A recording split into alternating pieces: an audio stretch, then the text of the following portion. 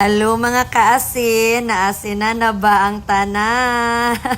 So mga mi, wala na gid ko naka-video sa akong self nga nag-prepare kay ano, busy jud kayo ko nag-prepare pa ko sa akong anak kay muskwela na grabe kahago sayo kay ko nagmata. So padulong na diay ko ani guys sa venue kay mag-coordinator inyong inahan karon for today's video no. Diri mi nag-agi sakit kay mga mi kay mas duol man diri gud ang venue kay sa Pearlmont Hotel amo ang venue. Duol na gid mi guys, abot na gid mi no sa pinaka oras nga among binahiay. Char lang, minutes ra bitaw uy. So gidiretso na gid kog suludayon kay second floor man ang venue, so daritso na dayon ta didtos kung asa ang bride and groom.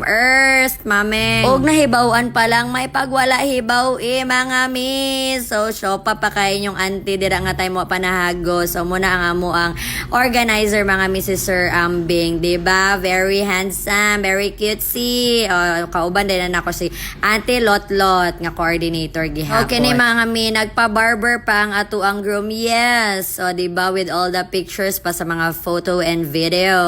Makaingon jud kami nga bongga gid kay ni nga kasal talag saon pak. Kani nga mga mi nahago na inyong auntie sige lakaw-lakaw ani nga time, diba? Napagid among beautiful bride. Pak, moms, beautiful kay kadiha. So mao ni mga mi no akong beautiful bride. So palangga gid kay na ako akong beautiful bride, wag gid din ako biyae. So mo ni ang photo and video si Sir Gary Akuman. Hi sir. Samok. Kana nga moment mga may feel na kay ni bride ang iyahang mga vow no. Chika na kaya siya na. So inyong inahan ana gyud. Grabe gid kay ka-dedicated sa iyahang working. Ana gid ko so wala gid mi kamalay-malay nga ma-happen to. O diba? With all the pictures pa and everything. O si sir grabe pa kay ka-effort.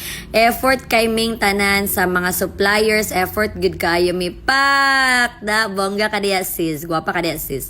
Pero mas guwapa ko sis oy bahala ka diha. Joke lang ha. Pero hagad nagid kay akong face anak day grabe nagid kay kainit pero nag-assist gyapon ko kay palangga lagi di ba tanawa palangga kay di sis wala gid kay kamahayan sa ako akabalo ka ana pag humanog assist so nanapod inyong inahan di ba hago kay sa ngatanan so nagkuha ko sa gown mga miss sa manikin ko gidala na nako kay suoton na niya di ba pa kani gid nga time mga mi feel na gid kay niya ang moment nga kaslo na gid kaayo siya no kami pod feel pwede kay namo ang moment nga sweet gid kay sila without knowing nga grabe man day kaayo ka disaster ang gibuhat grabe gyud to be honest mga mi wala gid koy tulog gabi as in ako'y tarong tulog gyud kay gaw na una ko ba nga grabe nabuhat gyud to niya sa tinuod lang mga mi wala gid mi na daw sa iya gyud ka wala man gyud siya nagbayad kay ang kwarta makita ra man na if maghago gyud ta pero ang presyo ang kahago dili gyud mabayaran og kwarta mga mi kani nga time mga mi na find out na gyud namo nga dili na gyud ay maayo na gyud ay something wrong sa iya